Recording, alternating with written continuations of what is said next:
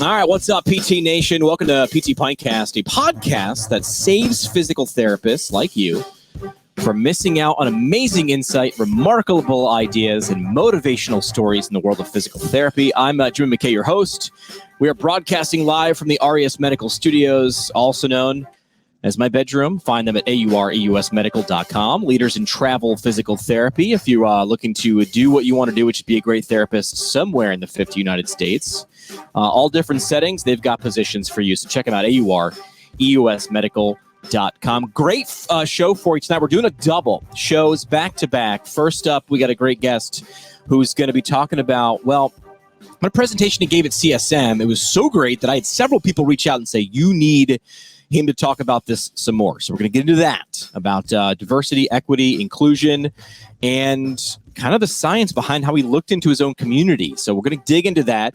Let's hear from you. Comment below, questions below. If you're watching a live video cast via Facebook or Twitter, feel free to interact. Let us know where you at, where you watching from. So feel free to drop in there and say hi, what up? We'll say hi back. It'll be hysterical. And then the challenge I've been doing, I've been getting these random text messages because I've literally just been giving away my phone number. And people are like, that's probably a Google number. It's not his actual number. Challenge me. That's my actual phone number. So if you've got something you think deserves to be on the show, feel free, text me. That's my number there. It'll start dinging like crazy as we did in the last show. So that's pretty cool. So let's get today's show on the road. Our guest today, physical therapist, usually out of Austin, Texas. He's looking to revolutionize his profession through technology, empathy, connection, love, and donuts. Let's bring in Mark Milligan. Oh, the donuts. We had to get the donuts in there. Show, man.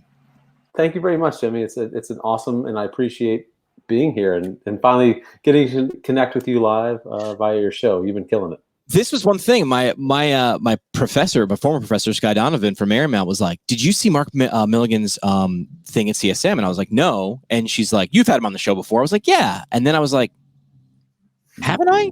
Because we've talked a million times, and I was like, oh, shoot, I don't think I've had him on the show. So I'm glad to have you on here. First question's always the hardest. We get this out of the way first. What do you drink? So, because I am normally in Austin, Texas, but my family and I have decided to physically distance on a small island in Florida for a month. Brilliant. I had to go. Thank you. And it's amazing. I recommend it. I had to go with a local. This is a Key Billy, and it's a IPA with key lime juice right inside. Oh, man, going very local. I like that. Super hyper local, and it's a delicious, nice. I have it in a glass, nice amber, nice color to it. So that's what I'm drinking. So not too hard tonight. Well done. I'm going to make myself full screen. I'm doing local too. Living in upstate New York now, Poughkeepsie, New York. This is Millhouse Brewing. I like the name. Just when you want a beer, when you're just going to get some food, it's the grocery getter, Tropical IPA. Doing this in our official PT Pint class. So cheers to you, Mark Milligan. Cheers. Cheers. Cheers. Got a little head on that one. I don't know if you can see it. You got a mustache. I have a mustache. From Owens Recovery Science, single source for PTs looking for certification in personalized blood flow restriction, rehabilitation training, and the equipment you need to properly apply it in clinical practice. A lot of knockoffs out there. Johnny Owens and the team, these guys are involved in the research and the education and the implementation. So check them out. Another Texas guy there too. OwensRecoveryScience.com. Let's get Mark's socials on the screen if you want to follow along on how you can find him. So check him out, Instagram and Twitter there as well. You were I want to start with this. You were kind of like the CSM Nostradamus this past year. CSM, which was in February, which also feels like a year and a half ago, but somehow it's only several months ago. But you had two different presentations at CSM, right? Two, right? Right. Or maybe more. I found two. One was telehealth, how to leverage for more than just treatment. Looking like we had to adopt that just a little bit. And the second one was better together in diversity, equity, and inclusion, transforming society through equitable policies. Man, if you didn't pick two topics, February of 2020, that would literally be pushed to the forefront by a month, like less than a month later. Those were two topics, and you did presentations on both of those things in Denver. Wow. Yeah. It's I've got to say yes, and the telehealth stuff I've been rolling for a few years. Nobody's been paying attention until 4 months ago, and the DEI that was a culmination of not me. Like I just happened to be a part of a group of Don Magnuson and Mika and Robert and this. There was like 16 people presenting on DEI, and just because of our conversations on Twitter and on social media, that I happened to just be included in that, and it was a pleasure and an honor to be a part of the people and the group that brought. I think we had 4 or 5 presentations over the course of 2 or 3 days to try to make an impact on DEI in physical therapy. So it was not me by any means. I was just a part of an amazing crew that brought the fire. Yeah. So it was a pleasure. But you are right. Like those 2 topics could not be more poignant in our profession than they are right now. Yeah. Yeah. So they need to be addressed. Right. I love when people say, well, this is an overnight success. You really, you picked up on that in February. But as you mentioned, these are conversations that were happening, but needed to be happening more. And that's why we like when those things pop up at CSM. And you wanted to continue that. Totally. I've lectured on telehealth at AOMT, at CSM, for multiple state organizations over the course of the last few years. And the DEI conversations, we've been putting those presentations together for a year. I mean, the backstory on putting together, CSM presentations, they're due 2 months after CSM ends, right? So they're due by, if CSM is in February, like they're due, when was CSM? February this year. It was kind of late. They're due in April or March in April. So like you have to plan the stuff out. So I think that the rumblings and the bubblings have been there for a long time, and the voices just came together at the right time to make it known. So right. I mean, to be honest, like it's a shame that it's taken this long for those type of topics to be at a national conference. Like we have to step it up. Yeah. Well, that's where we want to start. I remember I heard several people walk out of part of your presentation and say, "Wow, this is a conversation." So sometimes it's not that the topic hasn't been presented; it hasn't been presented either enough, right? So you would go back to like my communications background, frequency. Right. This is also exercise prescription, right? Frequency and intensity, time and type. So frequency, we talked about it a few times. It didn't land. Would you ever tell your kids to clean their room once? No, of course not. You're going to keep repeating that over and over again. So increase frequency until you die. Intensity, if you get someone who hits the right message at the right time in the right way, that's really like a good fit principle if you want to see a parallel. So you really highlighted it by giving an example in your own home city of Austin, Texas. And you said, listen, I'm going to give you real practical, tactical examples of this, not just saying there's a problem out here in the country, which is kind of in the ether. You really line things up in your town and giving like specific examples of like roads and railways, like things separating parts of towns. Educate us. I think this is important. So in our discovery topics for this, speaking on DEI in Denver, we as a group, Mika and Dawn and Robert and I kind of took on different levels and ways that inherent segregation and racism occurred in our cities. And so in Austin, in the South, right? I grew up, I was like, full transparency, I was born in Texas. My dad was military, grew up in Louisiana, right? Spent most of my formative years in the deep, deep South.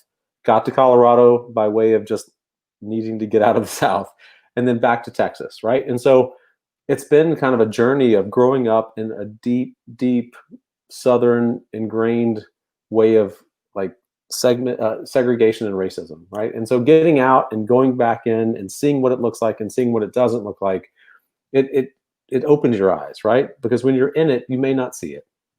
So in this discovery process of our talk for CSM, I'm doing research on Austin. It became obvious that Austin had a significant past in segregation and systemic oppression and divisive and inherently racist policy. And so I wanted to bring that to the topic because I think So many people came up to me after this topic at CSM and said, "Look, I'm doing this research in my city. I'm looking at where I live and seeing the same thing."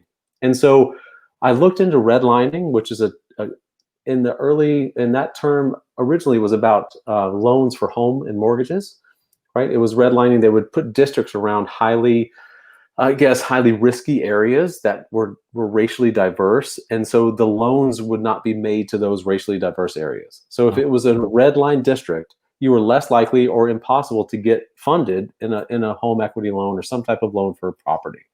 So looking back at Austin, I was like, you know what? This is clear that these districts are still present. Like living there, and I ride my bike a ton. I ride my bike all around Austin. And so seeing and riding through neighborhoods, you notice differences where sidewalks are, where safe bike paths are, where, those things are, or they're not. And so looking, it really struck home, like, what does it look like today? Because of these policies that were put in place since the 1800s around slavery, and how does it look like today?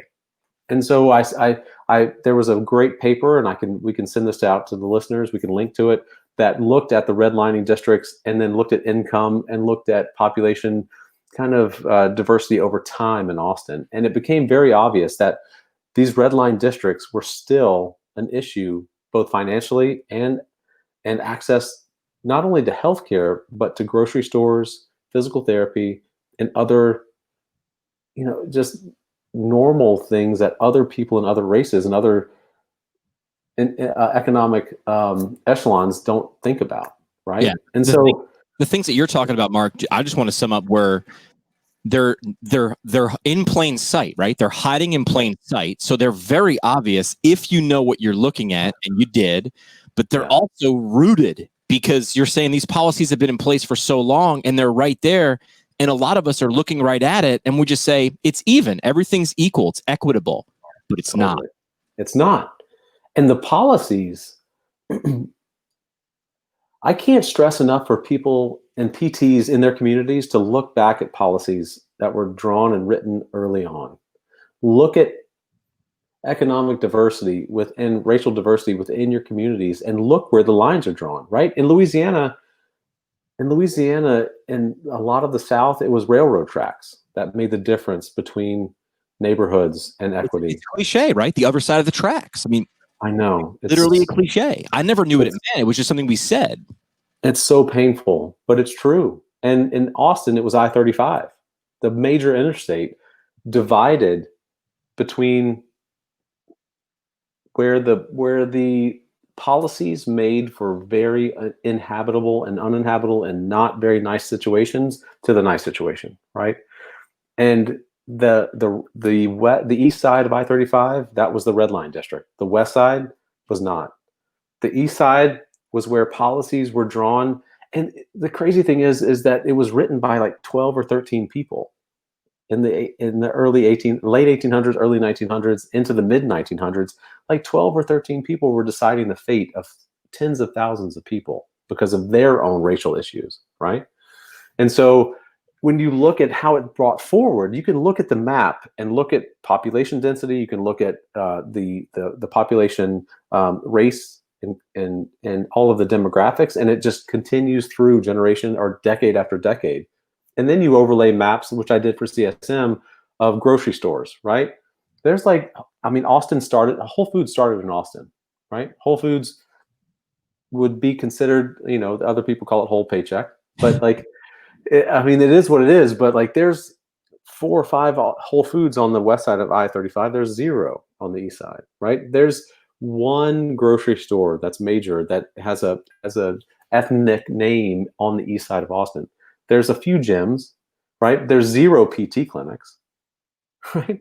And so like, as it pulls forward, the repercussions of the decision making and the policy and all of the choices come forward to generation after generation, right? And on the east side, there's less sidewalks, there's less streetlights, it's less safe. Like, you're more likely to die on the east side of Austin. Right. The life expectancy changes, and I think that was one of the things that brought it home. Less than a half a mile apart, you can have a 10-year difference in life expectancy.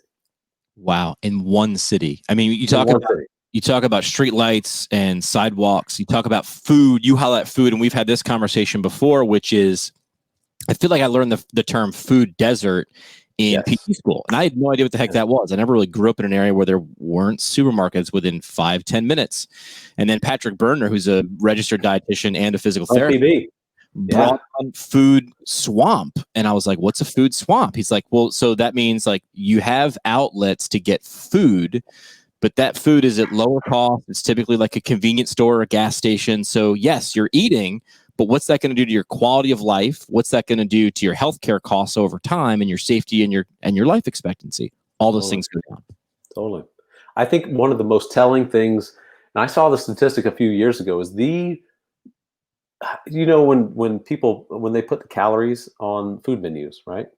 What was that, like 5 years ago, 6 years ago? Yeah. Everybody thought that people were going to make better decisions, right? They're going to look at the menu and say, oh, wow, that has that many calories. I'm going to buy this. Right. There was actually one study that demonstrated that the exact opposite occurred in lower SES, lower socioeconomic communities, where they needed and they knew they needed to buy the most calories for the least amount of money.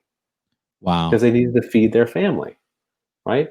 And I think if you look, this can quote me if I'd like, please fact check me on this, but I think that the most calories per dollar in this country, in the world, are a McDonald's McDouble cheeseburger on their menu for $1.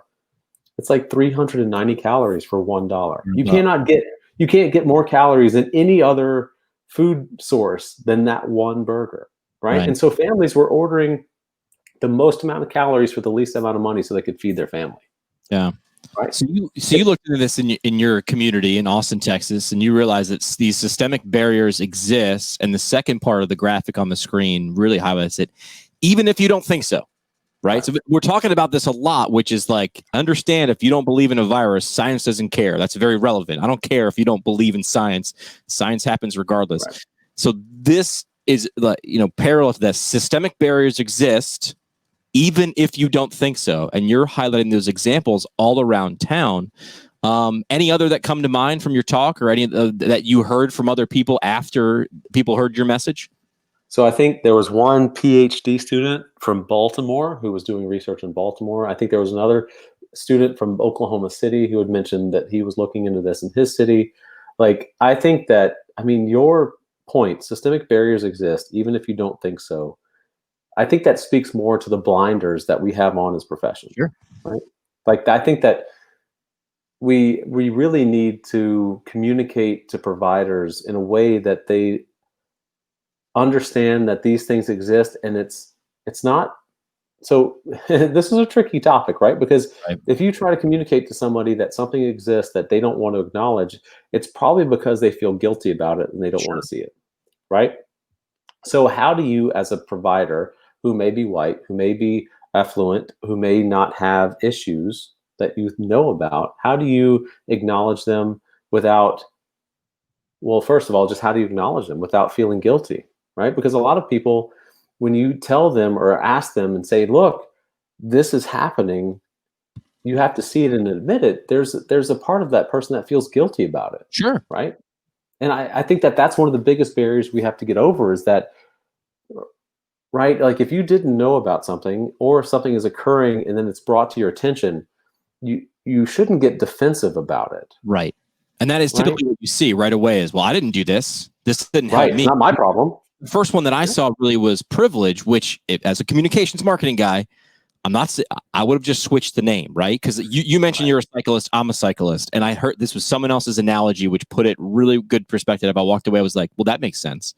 Yeah. It's not saying that you, as a white person or someone who is economically advantaged, you didn't have wind at your back.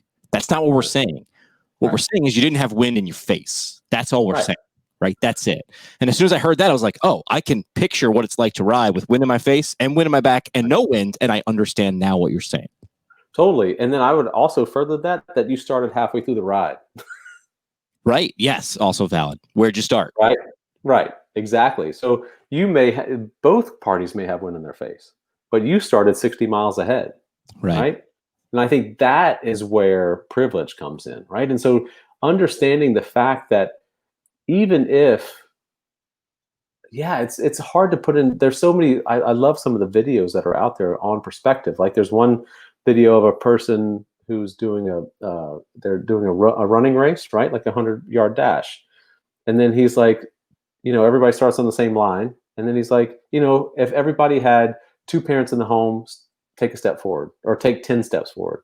If whoever had, food on the table every night, take 2 steps forward. He puts it in a place where it allows you to understand that it's not your fault for having advantage, right? But it is something that you have to acknowledge where other people don't.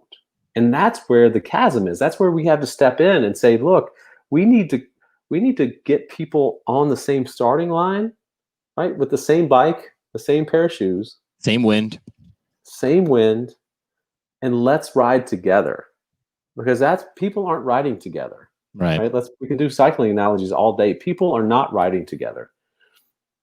There's people that are in the lead group and there's people that are in the back group. Sure. And that's not okay on any level. And It's especially when it comes to PT, right? And oh, Jimmy, like this has such implications not only for us as a profession, but also as practitioners and our patients. Right? Because we have biases that show up, right? All of the programming that we have from our parents, our grandparents, right? Because how we are raised and the information and the knowledge that we're given kind of shape our beliefs as adults. Sure. Right? We can agree on that, right? And so how you are programmed and what you see show up in patient care, right? And those biases, that racism, that sexism, all of that shows up in your professional life. And one of the biggest messages I'm trying to put out there is that PTs need to recognize their own biases. They need to do a deep dive into what they do. And one of my favorite examples, you treated in the clinic, right? We all did. We all do. We all did. Like when somebody comes in and you have that favorite patient, that's like, oh, I can't wait till, Jimmy comes in on Monday, dude. He's awesome. He's on my schedule. We're going to talk about cycling. He's dope, right? He's got a badass podcast. Like he's awesome, right? And then we also have the patient and you're like, oh, yeah. Oh, I can't believe it's like Frank is coming in. He's so frustrating. He's not all he does is talk about this stuff. And we think those things, but what does it look like in clinical practice? You're going to get a lot more. Let's say you both show up at the same time. Right. Who's going to get attention? Is it Jimmy, who's awesome, who has topics that I want to talk about, engage in? Or is it Frank? You were going to get a better level of care. Right. How that happens across person, race, creed, color, that. We have to acknowledge that even though we may not see it or we may have our own blinders on, we treat people differently in the clinic. Yeah. And after a decade in the clinic, I've seen it. And I see the bias, the blinders that providers put on, I treat everybody the same. I challenge people to really question whether or not they treat everybody that way. So that goes into the second part, even if you don't think so. So I guess what do they say? You can't fix a problem unless you first identify and actually admit I have a problem. And that's, right. I think a lot of people are doing that. I hope they are. I know I've been doing that over the last few months.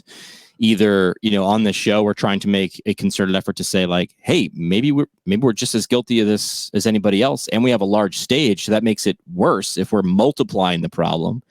Right. And I think a lot of people that I know, myself included, are having pretty difficult conversations with people around us. And even not remaining silent sometimes is, all right, I'm going to be the person to bring this up, or I'm going to call this out, and trying to do that carefully, but also make sure you don't gloss over or just skip it and say, I know this is going to be an uncomfortable conversation. I'm going to ask you this. I'm going to say a few things that you might not agree with, but me not saying them is worse. Yeah. Complicity is guilt, right? You have to have, and this is when we have to bring in our own emotional status and our own comfort level, right? Lisa Van Hoos, like you do know Lisa, like she needs to be a guest on, if she hasn't been on here, she needs to be a guest 5 times. Like you have to be comfortable being uncomfortable. And that goes back to my original statement. It doesn't make you guilty, right? People couple uncomfortable and confrontational conversations with guilt. It's coupled from childhood because that's often how we're raised, Sure. right? When you do something wrong, you're guilty. There should be guilt. There's punishment, right? And we've got to flip and get out of that mindset and understand that the conversation between two people there doesn't have to be a guilty party. Right. Right.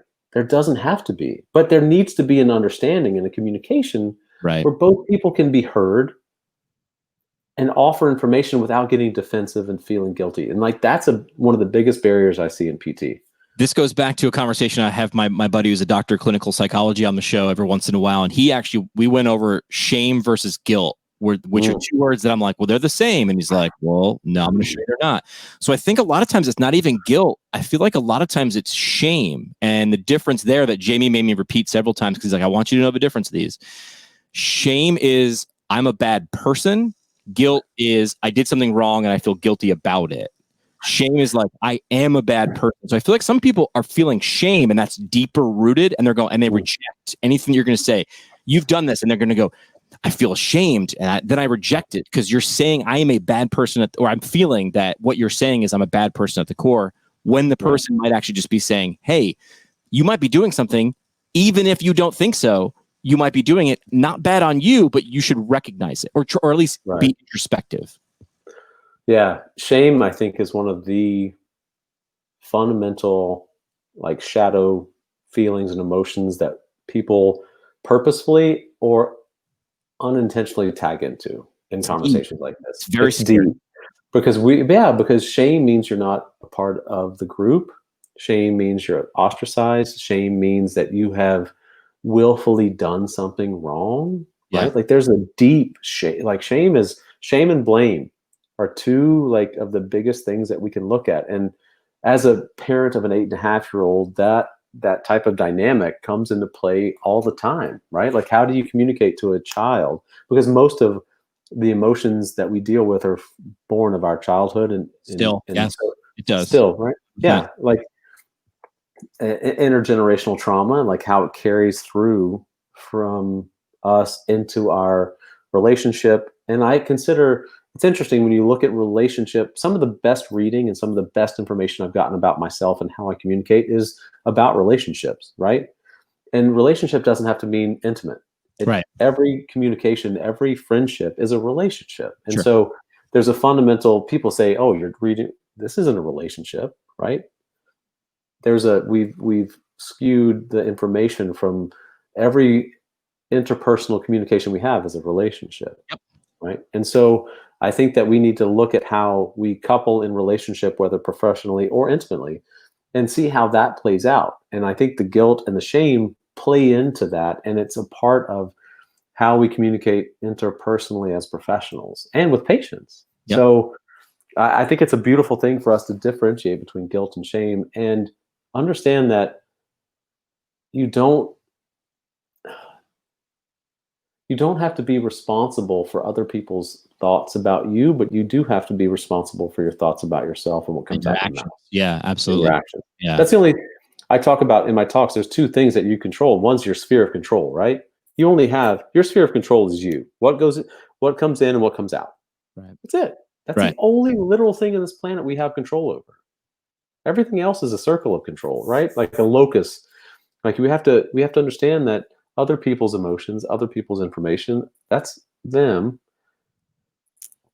And so hopefully you engage in a way that allows that interaction to be peaceable and to be safe. Because as soon as safety is another big word, when safety is off the table, when you don't feel safe in a conversation, then you get defensive, right? Then you go into the protective mode, defensive mode. And then you shut down. You're not listening, you're defending.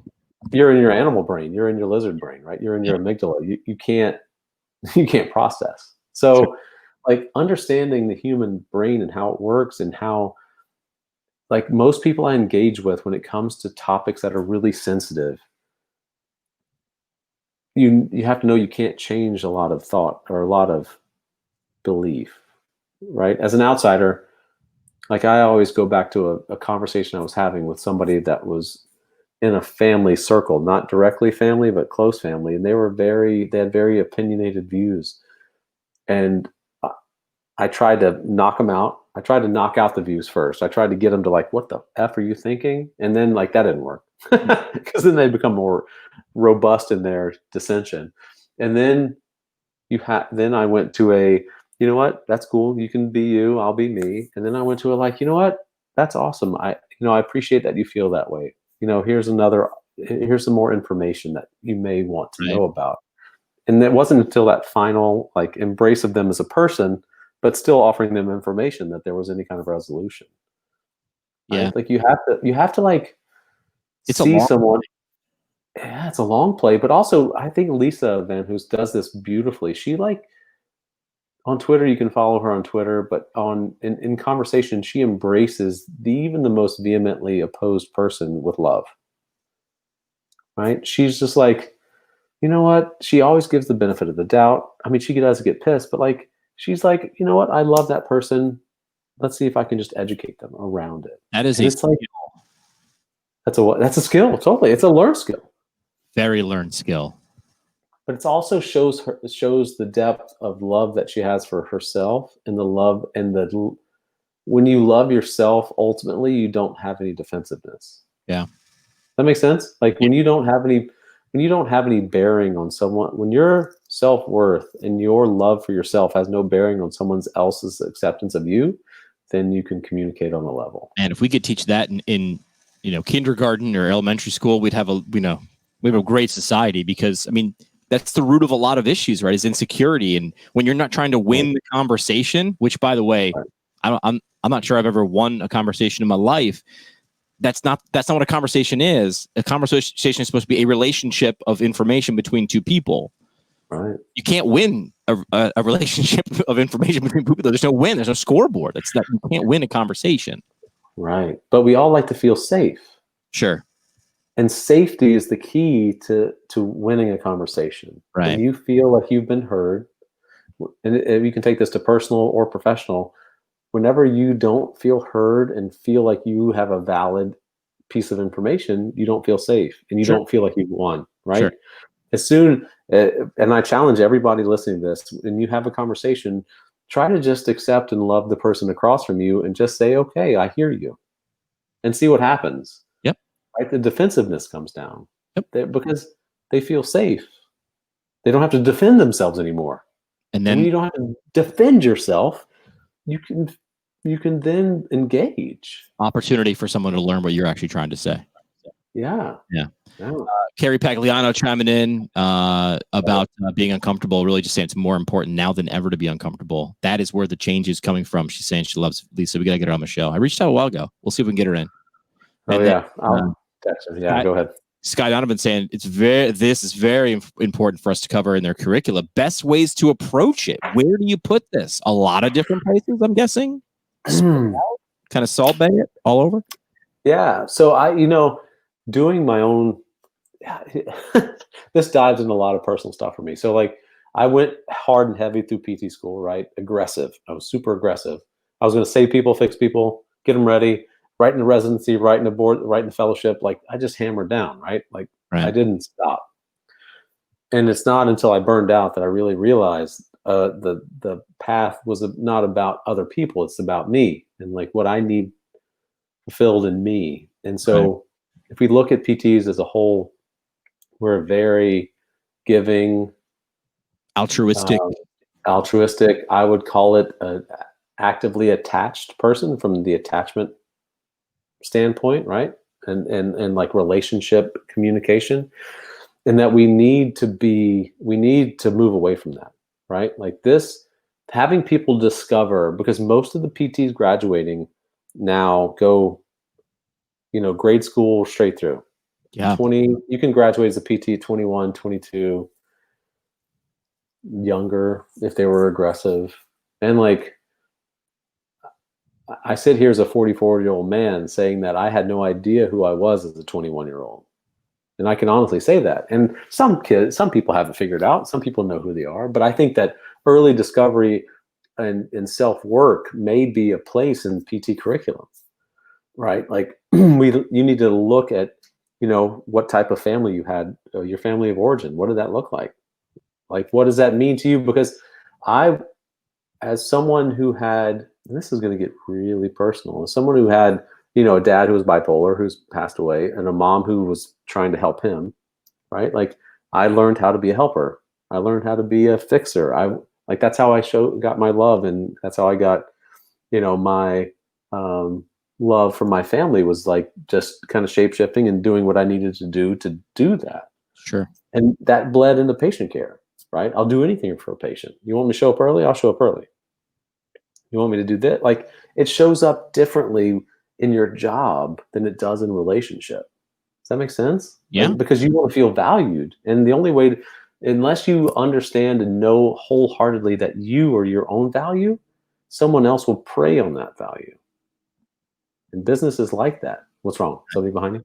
I just heard. I think there's thunder. Who's there? But like that, I think that's a big deal, is because if you don't understand what motivates you and what makes you and feel and keeps you safe, that internal love for yourself, that external looking for love manifests itself in doing whatever you need to do for your job without any sacrificing yourself. Right?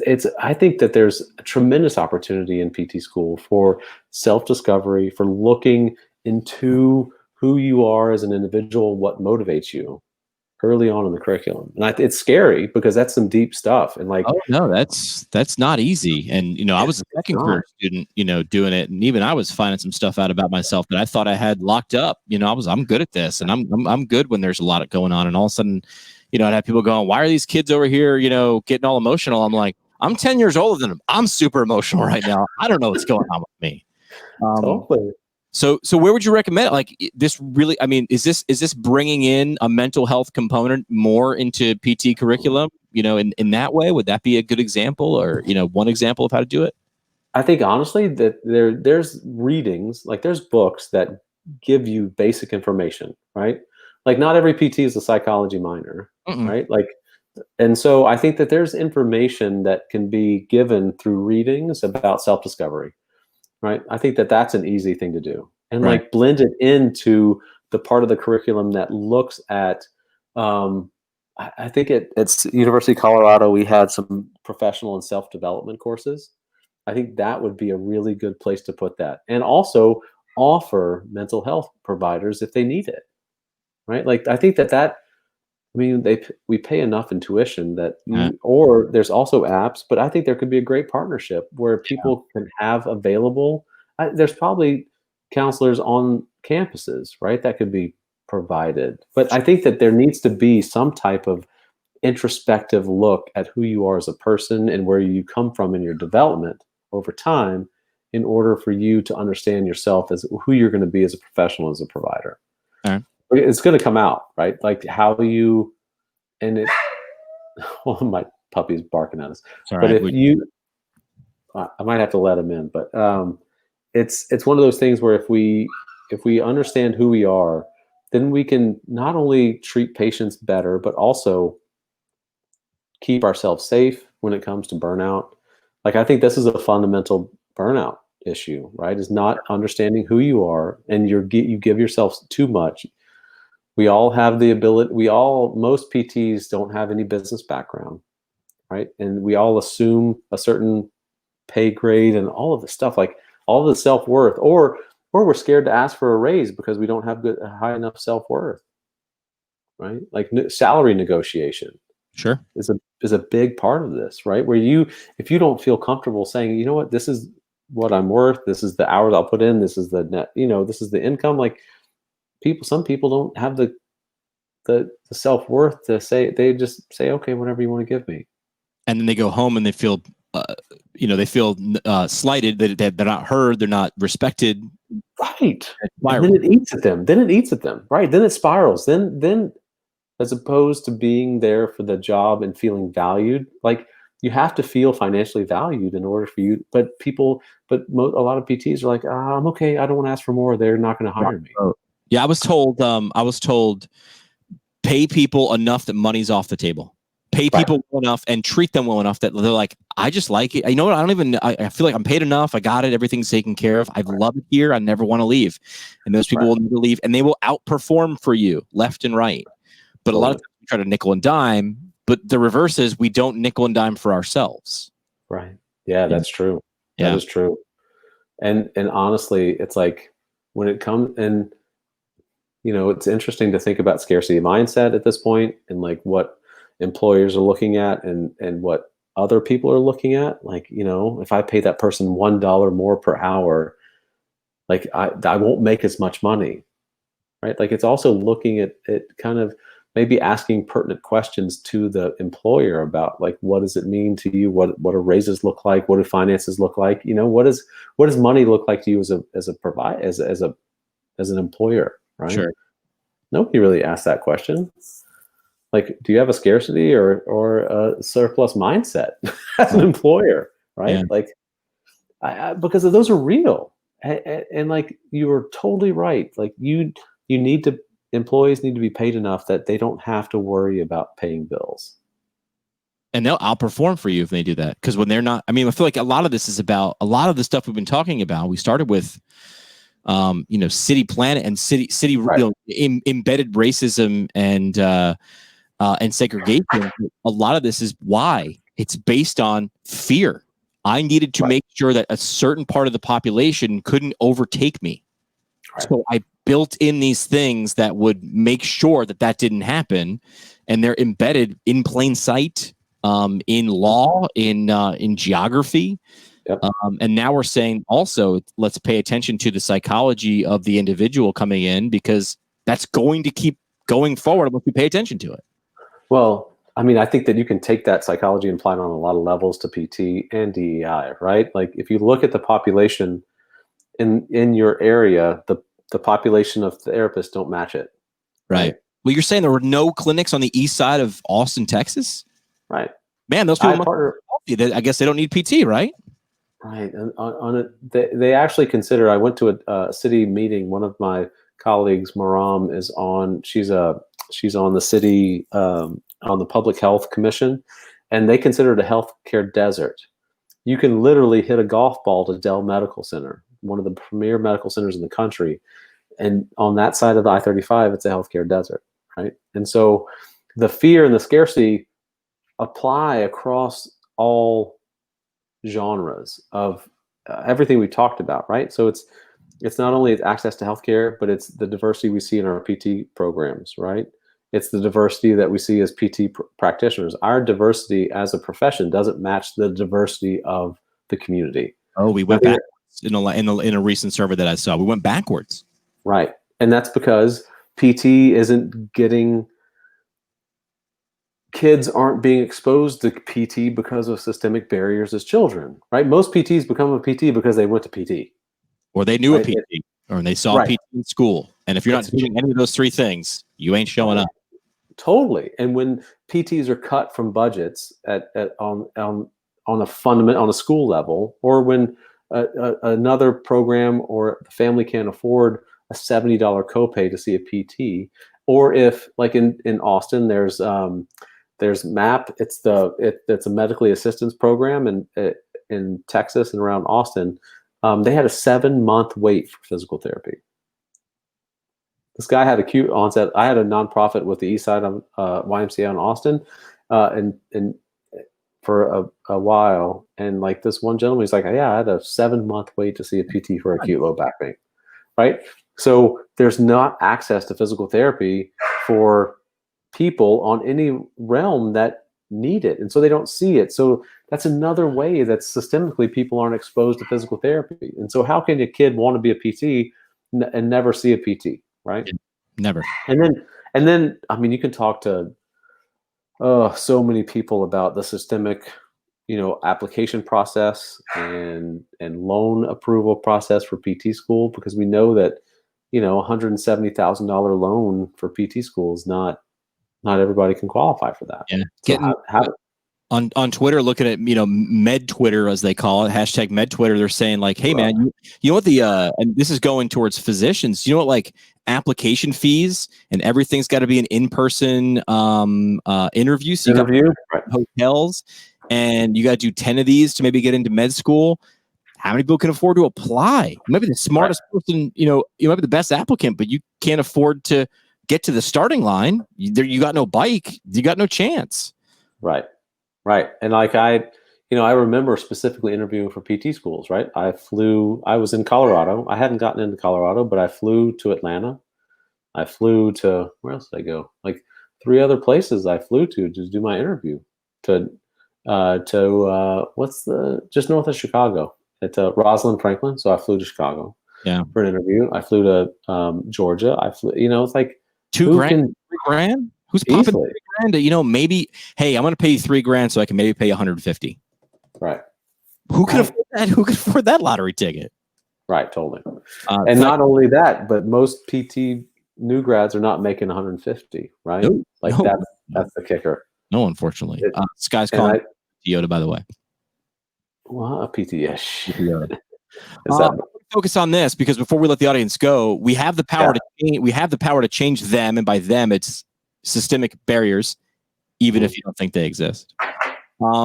What can someone do today, tomorrow, this week in their own community? Small steps that can lead to big steps that you would tell people to do. PTs specifically. Yeah.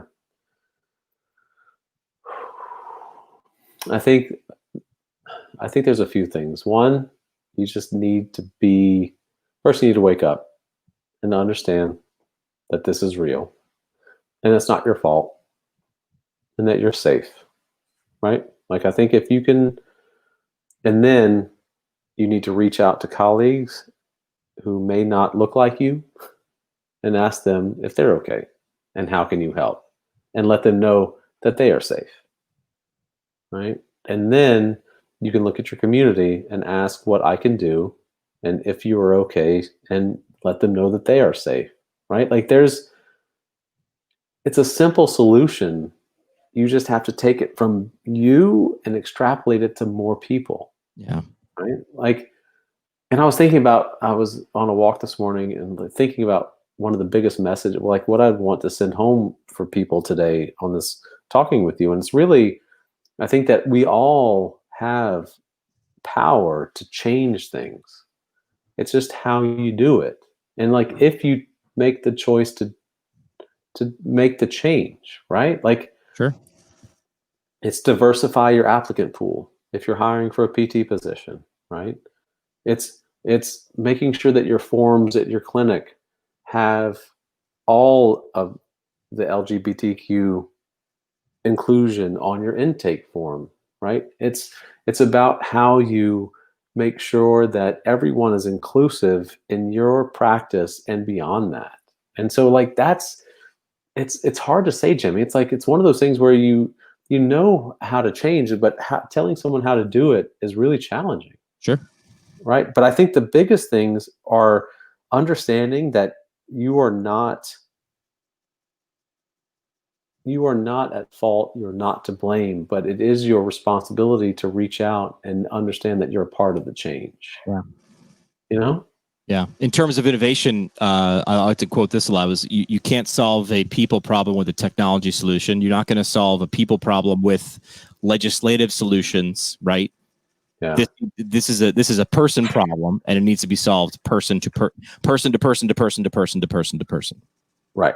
And as it's person to person, it gets bigger and bigger, right? And then you have to be the example, right? You have to, every engagement that you have has to be the example that you want to set in the world, because other people aren't going, well, they may do it, but they're going to learn from you. Right. Right. Like, it's okay to understand that other people, you may not automatically have the most eloquent solution for all of healthcare's issues, but you can start with the problem that you see in front of you and how to address it. The only thing that you can control, and you mentioned that, the only thing you can control what goes in and what comes out, and what you do in your sphere and what you do with it. Well said. Yeah. I need you to look right into the camera, Mark. Right into the camera and say, "Hi, my name is Mark Milligan, and you're listening to PT Pintcast." Hi, my name is Mark Milligan, and you're listening to PT Pintcast. Woo! Yeah. Nailed it. That was very, very good. All right, you ready to play 3 questions?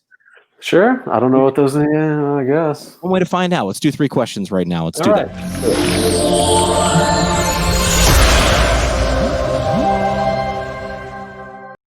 right, 3 questions brought to you by our friends at Arias Medical Staffing. Jobs across the country. Yeah, people's ears perk up because we just graduated another class. You want to do what you've been studying for a long time. You want to do it where you want to do it in terms of geography, setting, patient population.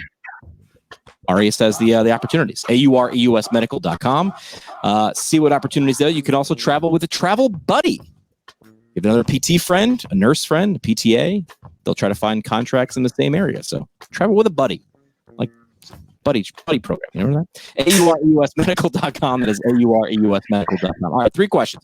First question is a where question. Where in the 50 U.S. states? I mean, you literally you were like, I'm going to escape to Florida during a pandemic. Smart. Island in Florida, I might add.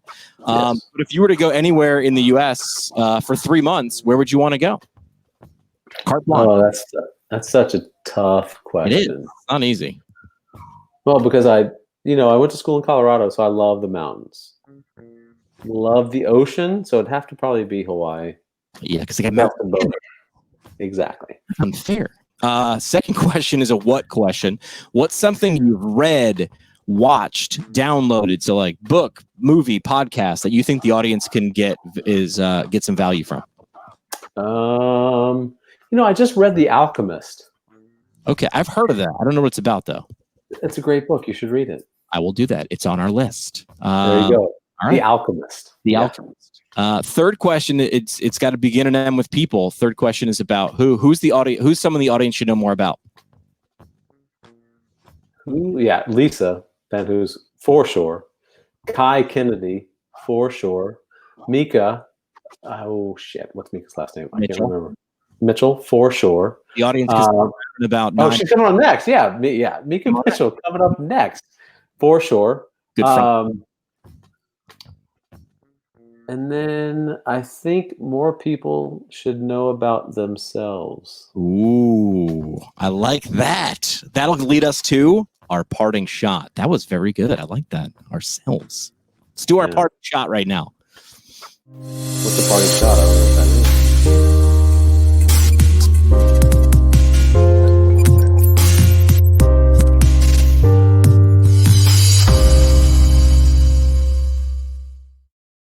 It's very intense graphic there. Very intense graphic. Parting shot brought to you by our friends at the Academy of Orthopedic Physical Therapy, orthopt.org. We're actually we're talking to Chris Hughes tomorrow from the Academy of Orthopedic PT. We're going to do another contest. They've got all these courses that you can take online to up your orthopedic game, and we're going to give one of these away.